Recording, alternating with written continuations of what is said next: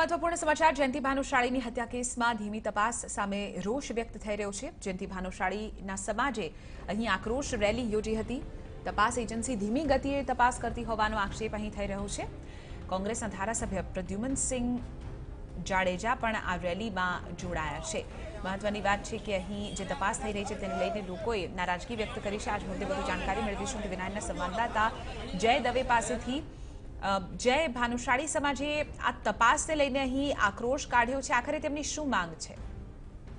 ચોક્કસથી ચિત્રા, જે રીતે 7 તારીખે જયંતિભાઈની હત્યા થયા બાદ આજે 15 દિવસ જેટલો સમય વીતી ગયો, તે છતાં જે સીટની ગૃહમંત્રીએ ખાસ રચના કરી હોવા છતાં પણ હજુ સુધી કોઈ કડી અથવા સત્તાવાર રીતે કોઈ જે સીટની ટીમ છે તેના દ્વારા કોને હત્યા કરી તે સંદર્ભની કોઈ જાણકારી આપવામાં નથી આવી કે કોઈ કાર્યવાહી કરવામાં નથી આવી।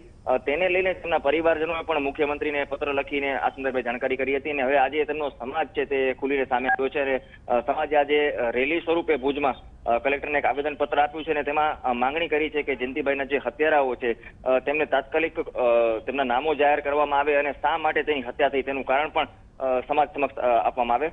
ચોક્કસથી સમાજે આજે ચીમકી પણ ઉચ્ચારી છે કે જો હજી પણ નજીકના ભવિષ્યમાં જે સીટની રચના કરવામાં આવી છતાં સરકાર દ્વારા કોઈ નક્કર કાર્યવાહી નહીં કરવામાં આવે તો તેઓ ગાંધીનગર સુધી આ મામલે રજૂઆત કરવા માટે પહોંચશે અને અન્ય જે કાર્યક્રમો છે તે પણ આપશે।